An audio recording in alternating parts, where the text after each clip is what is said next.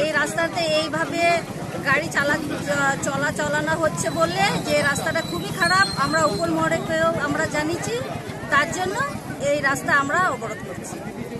কি সমস্যা কি, মানে রাস্তায় কি গাড়ি দাঁড়িয়ে থাকে বা কিছু? সবসময় গাড়ি দাঁড়িয়ে থাকে। আচ্ছা, এই রাস্তাতে যাতায়াতের অসুবিধা? যাতায়াতে খুবই অসুবিধা, স্কুলে ছেলে মেয়েরা যাতায়াত করে, তাতেও খুব অসুবিধা হচ্ছে, তার জন্য আমরা অবরোধ বসেছি। কি নাম আপনার? আমার নাম বুড়ি টুডু। দীর্ঘদিন ধরে এই রাস্তাটা এইভাবে আছে, বা উপর মহলেও আমরা জানিয়েছি যে এই রাস্তা যতদিন না কাজ হচ্ছে ততদিন আমরা অবরোধ করব।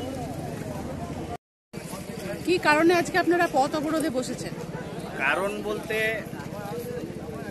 আমাদের অনেক দিন ধরে কোম্পানিগুলোকে অভিযোগ করে আসছি যে রাস্তার অবস্থা খুব খারাপ, ড্রেনের অবস্থা খুব খারাপ, বারবার কোম্পানিগুলোকে আমরা বলে আসছি। প্লাস আমরা এডিডিএ চেয়ারম্যানকেও জানিয়ে এসেছি যে আমাদের বাঁশখোয়া থেকে গোপালপুর রাস্তা অবস্থা খুব খারাপ, যখন তখন দুর্ঘটনা ঘটছে।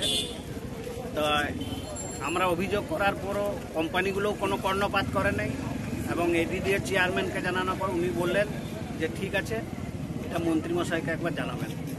তো আমরা সবখানে তো যাওয়া সম্ভব নয়, আমরা যেখানে এডিডিএ রাস্তা এডিডিএ চেয়ারম্যানকে আমরা মৌখিকভাবে জানিয়ে এসেছি, কোনো লিখিত দেয়নি, এটা মৌখিকভাবে জানিয়ে এসেছি। এরপর দীর্ঘদিন ধরে এইখানে দুটো উচ্চ বিদ্যালয় আছে, বালিকা বিদ্যালয় এবং বালক বিদ্যালয়। সেখানকার ছাত্রছাত্রীরা প্রতিদিন নিয়মিত যাওয়া আসা করে, প্রায় সময়ই দুর্ঘটনা ঘটছে। এই রাস্তার যা অবস্থা, দু সাইড পুকুরের মতো খাল হয়ে গেছে, গাড়িগুলো রাস্তার উপর দাঁড়িয়ে যাচ্ছে, রোড জাম্প হয়ে যাচ্ছে, সাধারণ মানুষের যাতায়াত করতে খুবই অসুবিধা হচ্ছে, ছাত্রছাত্রীদেরও যাতায়াত করতে অসুবিধা হচ্ছে। আমরা বারবার অভিযোগ জানাচ্ছি, কেউ কর্ণপাত করছে না। এই জন্যই আমরা আজকে পথ অবরোধ করেছি। প্রশাসন এসে এর কোনো একটা বিহিত করে। এই দীর্ঘদিন তো এরকম চলতে পারে না, একটা দুর্ঘটনা ঘটেই যাচ্ছে, রোডের উপরে যে খুশি এসে গাড়ি দাঁড় করে দিচ্ছে, কোম্পানিগুলো গাড়িগুলোকে রাস্তার উপর দাঁড় করিয়ে দিচ্ছে, কোনো ইয়ে নেই। বারবার বলছি যে রাস্তা থেকে সরকার না হলে রাস্তাগুলো মেরামত করার ব্যবস্থা করুন, দু সাইড যেন গাড়িগুলো দাঁড়াতে পারে, রাস্তা যেন খোলা থাকে, যেন মানে সাধারণের যাওয়া আসার করতে সুবিধা হয়।